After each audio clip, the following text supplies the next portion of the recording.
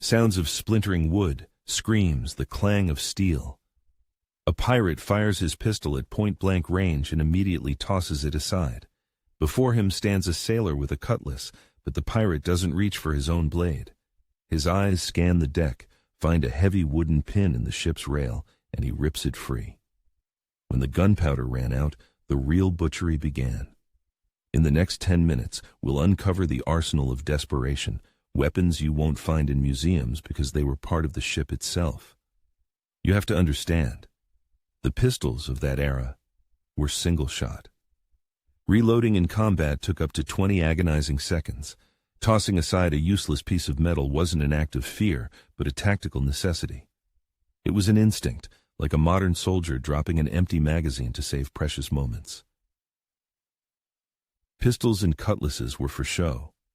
But what happened in the hell of a boarding action after the first volley had been fired?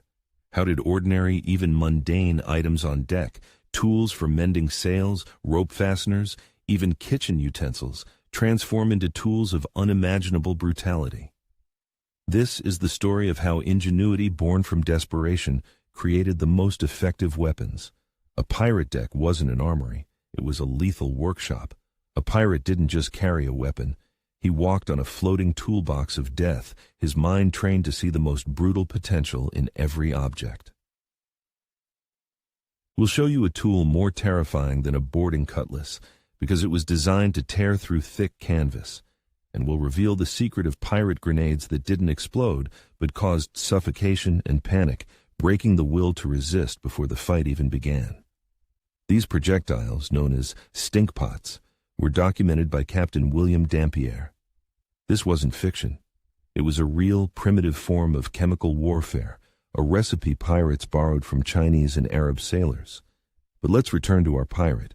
What he grabbed is a belaying pin, a piece of sturdy wood, oak or beech, weighing up to 4 pounds. Its job was to hold the multi-ton tension of a rope. In hand, it became a perfect bludgeon. Unlike a cutlass, it required no skill in fencing. One strike to a joint or the skull, and an opponent was disabled. This was the first rule of pirate combat. The best weapon is the one you can reach. In Britain's Royal Navy, striking a fellow sailor with a belaying pin was punished by flogging or even hanging. It was officially treated as an assault with a deadly weapon. The authorities understood perfectly well that this tool was no different from a war hammer. But the belaying pin was just the beginning. A broken oar? It's no longer an oar. It's a two-handed club or a short spear with a jagged, splintered end. A spoke broken from the ship's wheel became a perfect mace. Even a wooden bailer used to scoop out water became a weapon. It could block a cutlass strike and deliver a crushing counterblow to the face. The main principle was simple: mass and availability. Imagine getting into a fight in a hardware store. A shovel handle, an axe handle, a heavy hammer, all become weapons. For a pirate, the deck was that store, only he knew every tool since childhood. Why a club and not a blade? The answer lies in the medicine and psychology of the time. A cut from a cutlass might not be fatal, but a blow from a heavy object broke bones. It caused internal bleeding and was guaranteed to take a man out of the fight, even if it didn't kill him instantly. This was a weapon not for killing, but for disabling an opponent quickly and with minimal effort.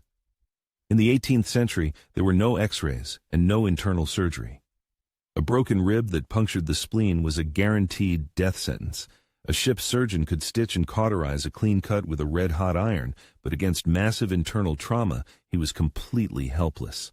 That's why a club was more feared than a blade. Conduct a thought experiment. Look around you right now. What can you see that could be used for defense? A chair leg? A heavy book? Pirates thought the exact same way. Their room was the deck, cluttered with functional and deadly objects. Their minds were trained to see not the item, but its brutal potential. This was the mindset of Jason Bourne 200 years before he existed. Bourne used a pen and a magazine. A pirate used a rigging hook and a piece of rope. The principle is the same. Your environment is your arsenal, a skill that intelligence agencies today call the use of environmental objects. Wood broke bones. But the real horror began when tools designed for working with the ship's rigging came into play. They didn't crush, they tore. We're moving from the carpenter's arsenal to the butcher's tools. These items were made of steel, and their purpose was to rip and pierce material tougher than human flesh. Meet the marlinspike, a steel or bone cone 6 to 12 inches long. Its peaceful purpose, to untangle the tightest of nautical knots. It's not sharpened like a knife. Its sole function is to pierce. In combat, this made it a monstrous weapon. It passed easily through a leather jacket and muscle, but its conical shape left a wide, ragged wound that a ship's surgeon couldn't stitch closed. It was a slow and agonizing end. This type of injury is a puncture laceration. Unlike a clean cut, its edges are torn and necrotic, a perfect gateway for gangrene. In the age before antibiotics, a strike from a marlinspike was essentially an injection of slow death from sepsis. Everyone knows the large grappling hooks thrown to lash ships together, but many pirates also carried a personal hand hook on their belt. Originally, it was used for climbing the rigging. In a fight, it became a tool of control. They used it to hook clothing, necks, or to rip weapons from an opponent's hands. Its sharp point was ideal for striking unprotected areas like the eyes or throat. Think of a firefighter's pike pole. It lets you hook and pull objects from a distance. The hand hook was a pirate's personal pocket-sized version. With it, you could yank a man out of formation like a sack of flour, completely breaking the enemy's battle line. Now, put yourself in the shoes of a defending sailor. You see a pirate with a cutlass in front of you. You're prepared for that. But suddenly, another pirate strikes from the side. You expect a blade, but instead, you feel a dull, tearing pain. It's not a weapon. It's a carpenter's adze or a caulking iron for sealing gaps in the hull. You weren't defeated by a soldier, but by a ship's laborer, and that shatters morale more than any cutlass. This wasn't a battle against an army, but against a crazed construction crew. Every pirate was a specialist, a carpenter, a bosun, a cook. And in battle, he used his professional tools. Historian Marcus Rediker called this psychological shock the terror of the mundane. The close-quarters battle was won, but the deck is still full of enemies. Now, the pirate needed a weapon that could reach 5 or 10 meters and turn the entire deck into a kill zone. Hollywood loves to show pirates throwing cannonballs. That's absurd. They're far too heavy. But they had something much smarter. Grape shot. Small cast-iron balls the size of a plum used to load cannons for firing at enemy crews. In hand, such a ball became a perfect projectile. It wouldn't kill, but it would break fingers, knock out teeth, and knock a man off his feet, buying time to close the distance. One of these balls weighed 5 to 7 ounces. Imagine being hit by a billiard ball cast from solid iron. Studies show that such a projectile, thrown by a strong arm, inflicted trauma equivalent to a strike from a police baton. It was non-lethal, but highly effective suppression. Any piece of metal was a projectile. Scraps of chain, large bolts, and shackles. They weren't just thrown. A short piece of chain with weights on both ends could entangle an opponent's arms or legs, throwing them off balance. This was a non-lethal but incredibly effective weapon of control, allowing them to take valuable prisoners for ransom. It was, in essence, a naval version of the bolas, the throwing weapon of South American hunters. Pirates, many of whom had been to the New World, could have easily adopted this simple and ingenious idea. It suited their goals perfectly, not to kill, but to safely immobilize. Let's rate the effectiveness of these improvised grenades on a scale of 1 to 10, where 1 is Hollywood fiction and 10 is historical fact. Hand-thrown grape shot, 9 out of 10, mentioned in ship logs. Thrown chains, 7 out of 10, logical and practical, but with little direct evidence. But the stinkpots we mentioned earlier, a solid 10 out of 10. At the wreck site of Blackbeard's ship, the Queen Anne's Revenge, archaeologists found shards of ceramic vessels. Analysis revealed remnants of sulfur and saltpeter inside. This is direct physical evidence, boosting their rating to an 11 out of 10. Picture this clay pot. It doesn't explode with a deafening roar. Its purpose is far more cunning, to create a thick, acrid, suffocating cloud of smoke. In the confined space of a ship's deck, this instantly caused panic, a lung-tearing cough, and tears. Men became disoriented. They couldn't fight. It was a primitive but brilliant chemical grenade, the tear gas of the 18th century. Burning sulfur releases sulfur dioxide, a gas that forms sulfurous acid when it contacts the mucous membranes of the eyes and lungs. The effect was comparable to modern tear gas, instant disorientation, and inability to breathe or see. The pirates boarded when the defenders were already blinded and choking. But the smoke was merely a prelude to every sailor's greatest nightmare: fire. Fire on a wooden ship is absolute terror. Pirates knew this and used it ruthlessly. Burning tar poured onto the deck not only inflicted horrific burns but also spread panic. The enemy crew would rush to fight the flames, not the pirates. They didn't want to burn the ship. It was their prize. They wanted to break the will to resist. For a sailor, fire on board was like a shark in a swimming pool.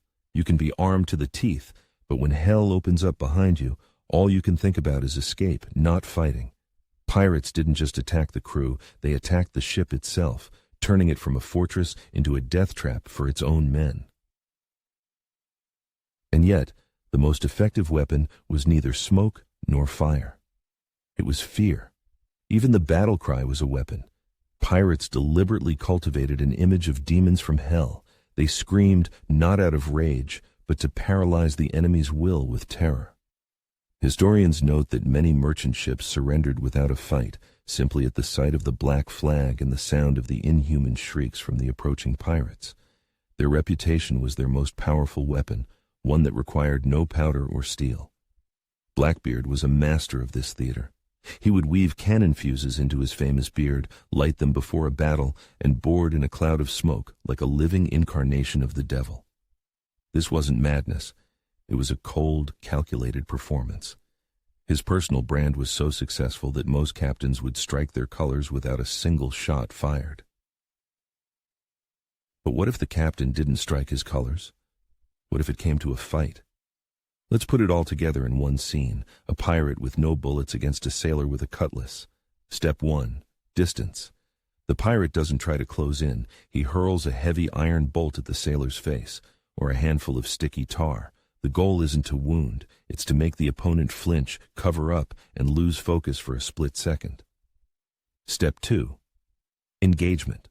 While the sailor is stunned, the pirate closes the distance. He doesn't aim for the head. He delivers a short, precise blow with the belaying pin to the hand holding the cutlass. The sound of breaking bone. The cutlass clatters to the deck. Step 3. Termination. The sailor is disarmed and screaming in pain. The pirate wastes no time. He uses a hand hook or marlinspike for a final quick strike to the neck or under the ribs. 3 steps. 3 different improvised weapons. 0 bullets. This isn't just a brawl. It's a brutal and efficient algorithm for survival. Input: 1 armed opponent. Process: disorient, disarm, neutralize. Result: 1 threat eliminated in minimal time. This protocol, honed in dozens of boarding actions, was more valuable than any Damascus steel blade. So, here are the 3 main rules of pirate survival in a boarding action. First, the rule of proximity. Your best weapon is what's already in your hand or within arm's reach. Don't look for your cutlass when an oak block is lying next to you. This is the cobra's rule. A cobra doesn't look for a rock. It strikes with what it has, its fangs. A pirate was a cobra on his own deck. Second, the rule of function over form. Don't think about what an object was made for. Think about what it can do. If it can pierce, crush, or entangle, it's a weapon. This is the Swiss Army knife rule. To a pirate, the entire ship was one giant Swiss Army knife, where every tool had a second lethal purpose. Third, the rule of the broken will. Victory belongs not to the one who kills the most enemies, but to the one who first makes them doubt they can win. Fear, panic, and chaos are your primary tools. This is the ghost's rule. Your main target isn't the enemy's body, but his spirit. Kill his courage, and his body will surrender on its own. So what defined this brutal arsenal more? Brilliant tactical innovation or the animal desperation of a cornered fighter? Post a single word in the comments that you think fits best. Innovation or desperation? Let's see which one gets more votes. Before you answer, consider this. Many pirates were former Royal Navy sailors, professionals who knew tactics. Was their brutality simply desperation, or was it the cold calculation of professionals freed from all rules? We're waiting for your opinion.